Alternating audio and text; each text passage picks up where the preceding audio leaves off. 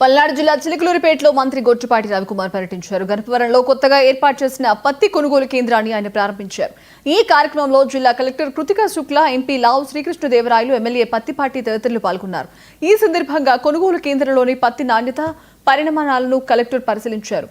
తేమ శాతం తక్కువగా ఉండి నాణ్యత కలిగిన పత్తిని కొనుగోలు కేంద్రాలకు తీసుకురావాలని రైతులకు పిలుపునిచ్చారు. చిలకలూరిపేట నియోజకవర్గ రైతులంతా ఈ కేంద్రాన్ని సద్వినియోగం చేసుకోవాలని ఎమ్మెల్యే పత్తిపాటి పుల్లారావు సూచించారు.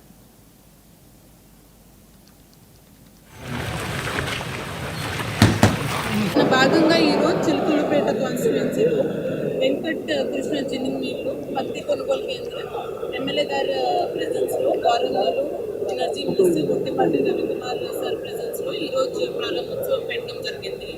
ముఖ్యంగా ఈ జిల్లాలో పత్తి ఈసారి 89,000 హెక్టర్ వేయడం జరిగింది. దాని భాగంగా కనీసం 20% CCIకి వెళ్ళాలి.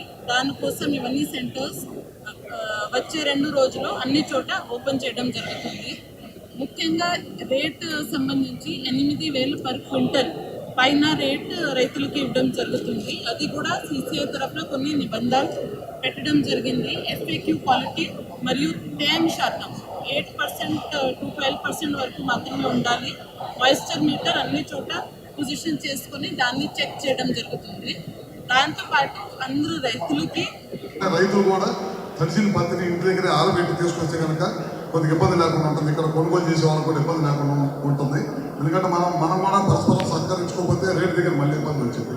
అందుకని అన్నీ కూడా కొనుగోలు చేయాలని చెప్పి తెలియజేస్తున్నాను.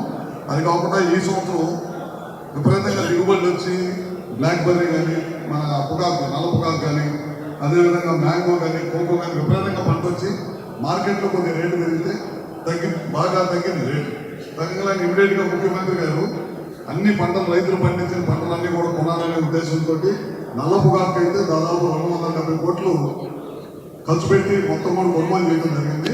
ఇంకా మన మధ్య తుఫాన్కి నేను పచ్చూరు కాన్స్టిట్యూన్సీ అడుపులు తిరిగేటప్పుడు ఇంకా చాలా పెద్ద ఎత్తున నిల్వలు ఉంటాయి పొగాకు అని చెప్పారు.